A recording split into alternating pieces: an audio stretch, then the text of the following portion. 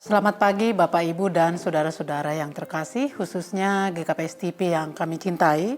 Sebelum kita mendengarkan firman Tuhan, renungan pagi ini, mari kita berdoa. Tuhan Yesus, layakkan kami untuk memberitakan dan mendengarkan firman-Mu, sehingga secara bersama-sama kami menjadi pelaku firman-Mu. Amin. Firman Tuhan untuk kita pada pagi hari ini tertulis di dalam Yohanes 3, ayat 16 sampai dengan ayat 17. Demikian firman Tuhan.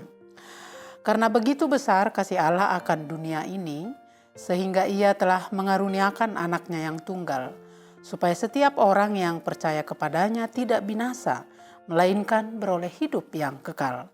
Sebab Allah mengutus anaknya ke dalam dunia, bukan untuk menghakimi dunia, melainkan untuk menyelamatkannya oleh Dia.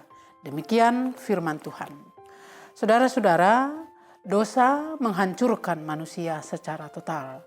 Tidak hanya rohnya, tetapi jiwanya juga.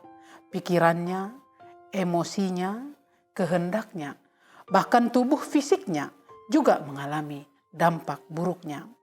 Alkitab menegaskan bahwa upah dosa ialah maut. Maut atau kematian mendatangkan kebinasaan kekal dalam hidup kita. Tetapi kita tidak perlu cemas lagi. Kita tidak perlu putus asa. Kita tidak perlu ketakutan. Karena ada satu pribadi yang sangat mengasihi kita dan ingin membebaskan kita dari cengkraman dosa-dosa kita. Dia adalah Allah Bapa kita di sorga yang telah menciptakan kita. Saudara-saudara, menyelamatkan orang berdosa adalah pusat karya Allah bagi manusia. Sehingga Ia mengaruniakan anaknya yang tunggal untuk menyelamatkan seluruh umat manusia. Dan itu pula lah yang menjadi satu-satunya alasan dari keberadaan Yesus di tengah-tengah dunia ini. Mengapa menyelamatkan setiap orang berdosa menjadi pesan utama dari Injil?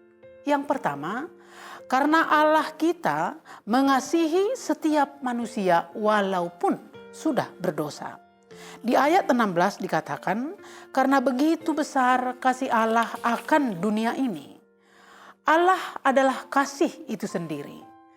Kasih Allah menjadi sumber penebusan, menjadi sumber keselamatan bagi manusia yang berdosa, yang diberikannya sebagai anugerah bagi kita. Karena sesungguhnya tidak ada satupun manusia yang layak untuk menerimanya. Menyadari hal ini, maka seharusnya kita memberikan respon yang positif terhadap Tuhan kita. Yang kedua, karena Allah sudah menyediakan korban penebusan. Demi kasih-Nya, Allah telah merelakan anaknya sendiri sebagai korban penghapus dosa di atas kayu salib. Karena itu, mari jangan kita sia-siakan pengorbanan Yesus Kristus. Dia menghendaki agar setiap manusia kita merespon pengorbanan Kristus untuk menerima anugerah penebusan yang membuat dosa-dosa kita diampuni sehingga kita menjadi manusia baru, dibebaskan dari perbudakan dosa. Yang ketiga, karena Allah ingin tidak ada satu manusia pun yang binasa. Setiap agama memang mengajarkan kebaikan. Namun ingatlah bahwa korban penebusan dosa yang sempurna hanya dilakukan oleh Yesus Kristus bagi seluruh umat manusia. Jadi untuk kita bisa mengalami kasih Allah yang telah menyediakan penebusan dan yang telah membebaskan kita dari penghukuman, kebinasaan kekal, sehingga kita memiliki hidup kekal. Caranya adalah menerima Yesus, mempercayai Yesus adalah korban penebusan kita. Lalu timbul pertanyaan, kenapa kita harus beriman kepada Yesus? Karena di dalam Yesus dan melalui Yesus, pengampunan, keadilan, kebenaran Allah dianugerahkan kepada manusia berdosa. Sehingga kita diampuni kita didamaikan, kita dibenarkan di hadirat Allah yang Maha Kudus. Di dalam Yohanes 1 ayat 12 dikatakan bahwa di dalam Yesus kita diberi kuasa untuk menjadi anak-anak Allah. Khususnya bagi gereja Kristen Protestan Simalungun, bulan September adalah bulan olop-olop untuk merayakan bahwa Injil sudah masuk kepada suku Simalungun. Oleh sebab itu, mari kita menerima Yesus, mari kita mempercayai dan memberi respon yang terbaik atas semua pengorbanan Yesus, sehingga hidup kita, seluruh hidup manusia menjadi selamat di dalam Yesus. Amin, kita berdoa. Terima kasih Roh Kudus buat firman-Mu yang mengingatkan kami supaya kami selalu setia terhadap Tuhan.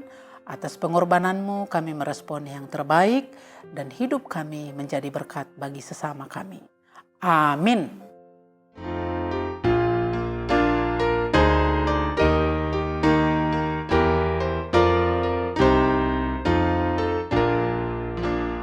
Holongna humbani Tuhan, na rohu by Jesus sai tota domar sinonda holong ni Tuhan tai sai sondang kon maholong ni das by golapani aseha gano pardosa ipaluah na bata